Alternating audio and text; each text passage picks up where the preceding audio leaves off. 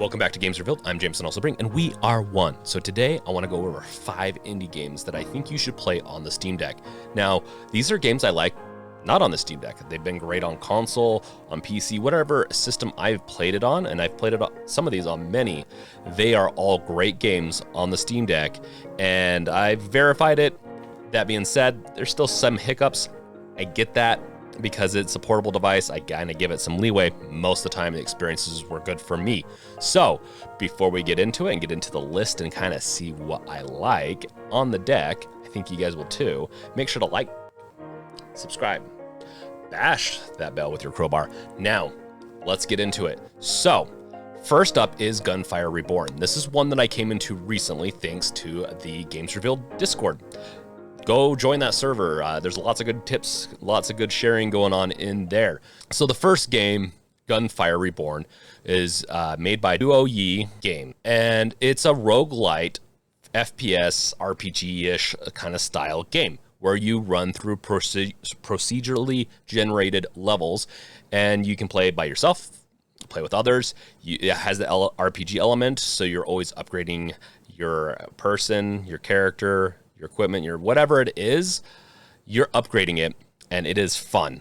It's also difficult for me. I die a lot in this game. I also can't play it for too long until my wife takes it, and then she wants to play it. She loves playing this game. She really likes this game, and so I just need to get another deck for her, and we'll be playing deck games together, deck buddies. So, with that, this Gunfire game, it's fun.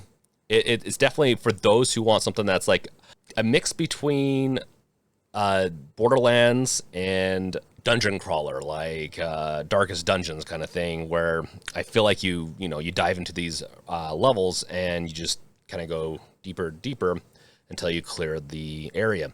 Not really like Darkest Dungeons, might not be the best one. That's also another good indie game. Not great on the deck yet. Okay, so next game, Castle Crashers.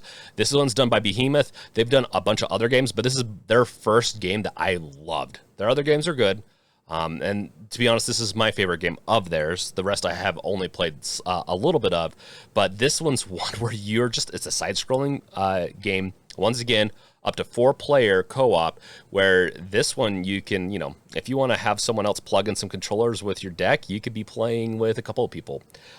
So there's some fun to be had with the Castle Crashers one, and you can rescue princesses, you can take down bosses, upgrade your weapons, and just it's so silly. It's so silly that your storage unit, or where you can go get past weapons that you've unlocked, you go into the mouth of a frog.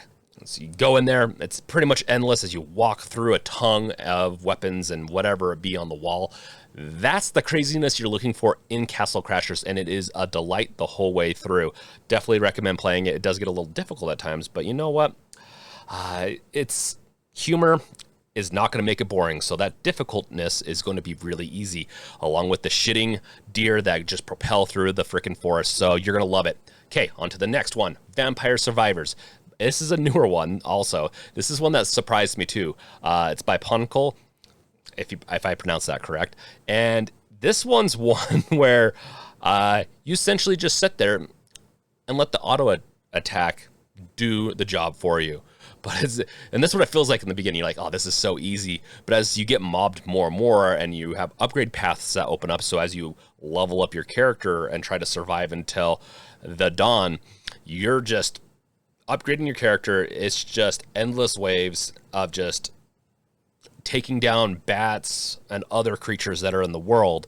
This is one that you can sit down and lose essentially a day in. I feel like you can sit there and really lose a lot of time in this, because it's so easy to get involved. You instantly get into the world and it just auto attacks. So you're just like, okay, I'll move around. What's over here? And as you get doing that, then you get, you pop in the little enemies, getting their the juicy experience from them, and you're enjoying it. So Vampire Survivors, once again, great game. Definitely recommend it, especially if you just want kind of a game that's just really not a complicated graphical mess. It shouts back to the good old days of gaming and the 8-bitness. So Game's fun, love it. Now, let's get into Valheim, which is my next game. This is one that you can also get lost in. It's also kind of a back to the 8-bit kind of style of life with this lo-fi graphic style. It's a great game. Its music is great. Its story is, for what it is, an open world, third-person RPG style. It really is one of those games where it's kind of like it's an open world builder survivor where you can go off and beat bosses, enemies. You can find caves to explore, and you can do it with up to 10 people. And that's the beauty. That's the beauty of this game, is that it's another one of those things, kind of like 7 Days for me, where you can just pop in, take out, become a Viking, take out baddies, build your base, build your hut, your village, whatever you want to call it, and just survive in this procedurally generated, beautiful but simple graphical game. So with that is Valheim. Now let's get into SOMA, which is the last game on the list. I'm going to keep these lists kind of short because I'm going to be doing multiple of these videos. These are also fun to do, and I'm not going to inundate you with 20 games. We're going to keep this simple. SOMA, great game. I've played it multiple times over the years.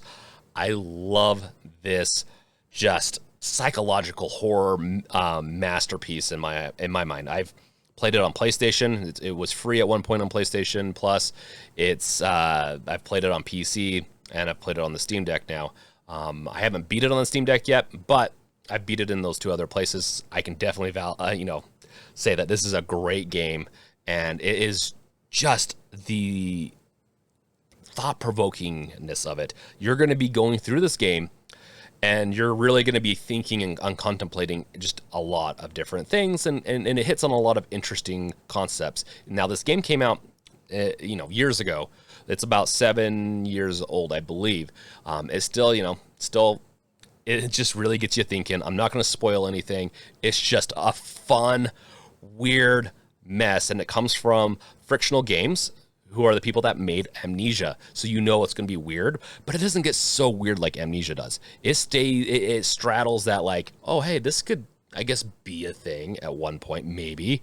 That's what's so thought-provoking about it, is that maybe this will happen. And if it does, it is, we'll see if I'm going to be there. But the end, yeah, you gotta play the whole thing. Now, there's no combat in this. It is more of a story-based game where you do have to run away from enemies and not die, but you don't really have a way to fight back.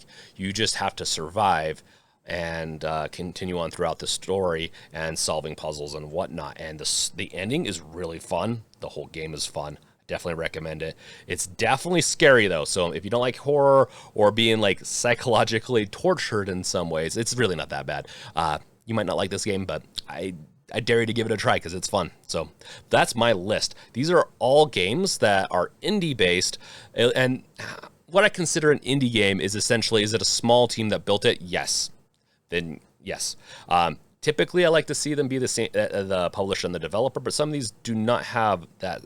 They are just a little bit bigger collective, like Valheim, but it's really still a small team, and these are all considered indies in my eyes, but, I'm kind of curious what you guys think. Let me know in the comments below. What do you think is a good indie game that would be good on the Steam Deck, or you want to see me play on the Steam Deck?